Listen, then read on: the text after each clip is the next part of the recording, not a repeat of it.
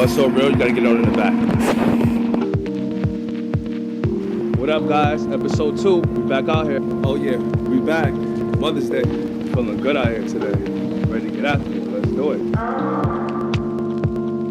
Tell me what you like, get all your secrets.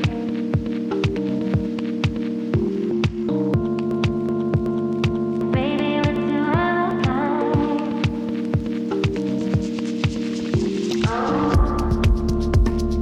Tell me what you like, get all your secrets.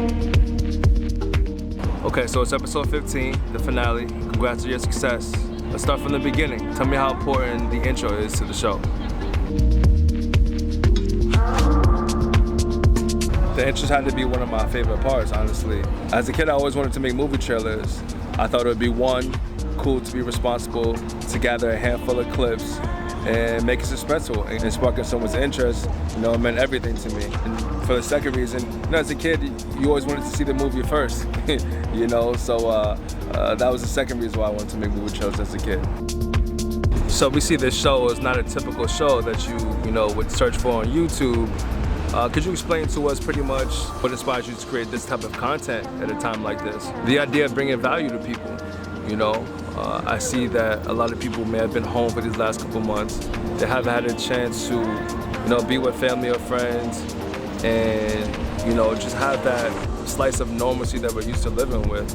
And I think, you know, the idea of bringing value to people is one of the most important things we as human beings can do, honestly. It's like when you decide not to change only your life, but you decide to change others' lives, is when it really brings clarity. When you start to use your resources, when you start to use your voice, when you start to use your creativity, your knowledge, you know, the things around you, things become simple, you know, not necessarily easy, but things become simple. You know, it starts with your first step. You have to believe that no matter what, you're gonna go out there and give it your all. You know, things won't always go as planned, but when you're a creator, you kind of work up a skill at improvising. You know, improvising is a big thing as a creator.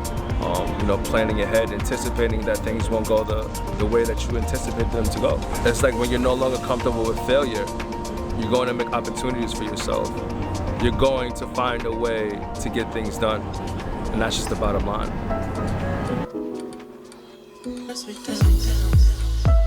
Because there's so many elements to the show, what would you say might have been your favorite aspect of the show?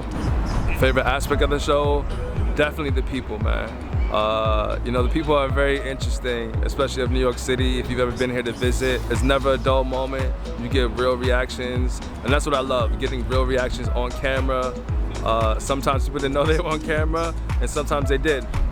But I did love giving people an opportunity to speak, to have a voice. You know, some people are just talkers. They love to talk, and as soon as you give them an opportunity to talk, they're gonna go 0 to 60. New Yorkers are real. You know, sometimes they'll give you the time of day, they'll stop for you. What I appreciated most over the time is dealing with no's, having people deny me, having people reject me, and understanding that, you know, everything that you want in life is not gonna come to you.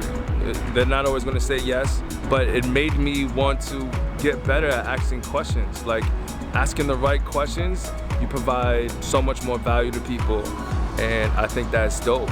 You know, being denied, being told no, creates a lot of like resiliency in you, and that's important as a creator. Interviewing people over these 14, 15 weeks, have you made solid connections that you feel like you want to hold on to in the future?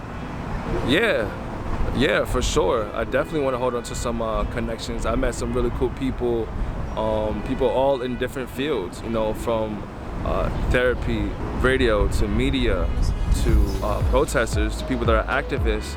The list goes on. So many people that are involved in interesting things, and you know, that's what it's about, building a community of people who don't always do what you do, but you can find value in what they do by coming together as a community. I think that's important, for sure. Yeah, so yeah, the connections I've made have been valuable to me. I love them. Thank you, guys.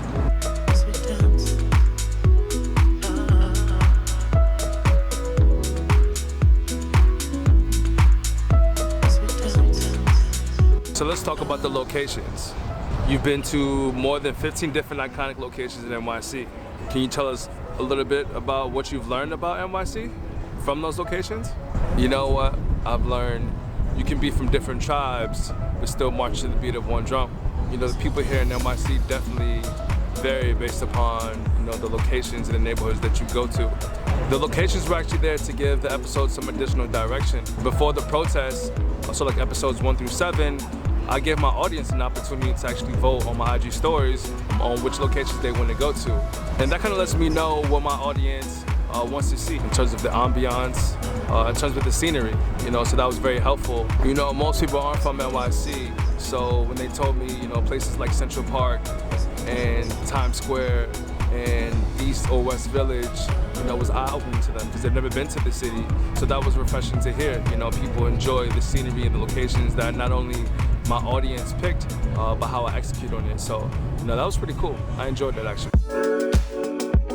So if you had to choose a favorite location of all the ones you've been to, which one would you say it would be? If I had to choose a favorite location, honestly, I would probably say Coney Island. Coney Island was one of my favorite locations because, you know, I love the beach. Who doesn't love the beach? I think that time of the summer was one of the thickest situations we've been in. The protests had just started, the George Floyd situation happened. So a lot of people were, you know, like in their feelings. And it was good for me to go to the beach, you know, alleviate some stress, see the sand, see the people, communicate with the people, you know, and that's one of the things that helps me get through things. So we know that music is a big part of what you do in terms of the series during the episodes. So why don't you explain to us a little bit more about how you chose the music for the series? Yeah, for sure. It's all about the vibes, you know. I think actually picking the music is one of my favorite parts of the series. You know, it gives people a chance to really feel the vibe. It controls the tempo so much. Like if you choose the wrong music, people will click off of your video faster than you can even turn your head. I generally like to stick to like house music or beats or hip hop, Afro beats. Really what the mood depends on at the time. But those are some of my go-tos. And a lot of people actually told me that they enjoyed the music. They enjoyed the vibes that I picked. I do have some favorite artists. Jones Meadow is one of my favorite artists. Marvey, Giant's Nest, Xavier Rusin.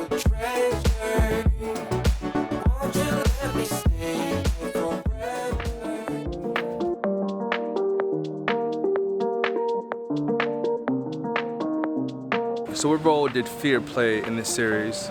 Were there any moments where you felt fear was too overwhelming or something that you couldn't deal with at that time? That's a good question. You know, honestly, fear played a big part in what I was doing. There were times when I left for an episode and I would feel a large amount of anxiety come over me because, you know, going out and just talking to people on the streets randomly is not an easy thing to do. You know, when everything is finalized and packaged up and ready to go, you feel better about it. But there's so many steps that go into completing an episode, even so much more a series.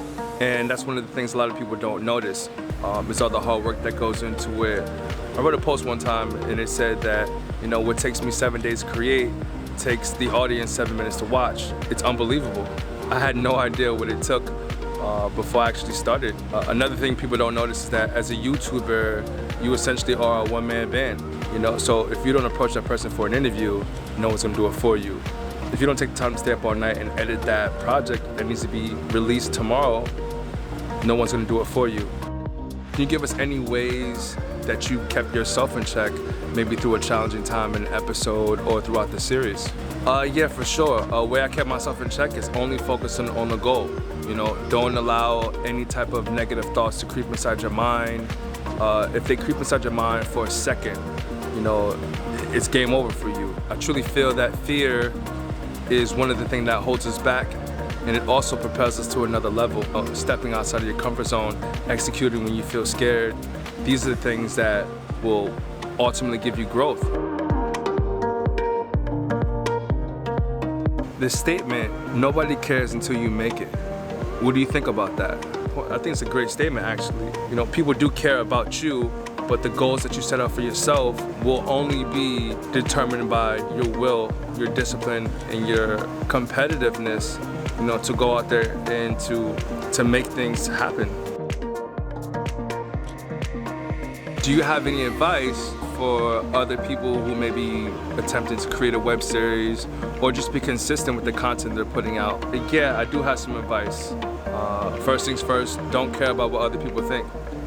Not for 1 second. It's important to keep going because secretly there's always someone out there who wants you to fail. Because your brain will give you 1,000 reasons why you should not go and complete that interview with someone, why you should not go out and film that day, why you should procrastinate. You know, the brain is an amazing thing and your body only does what your brain tells it to do. Throughout this summer, I've touched so many people. It's something that I'll never forget. From everyone that participated to the people who gave me feedback, to the people who watch every episode. Man, I can't thank you guys enough. So you already know it's time to wrap it up. Episode 15, the finale of Corona TV NYC. I want to thank you for riding with me. It's been a hell of a journey. I thank you for supporting me, standing by me. I appreciate you. And until next time, I love y'all. Stay safe. Never give up. You already know, it's your boy Kels.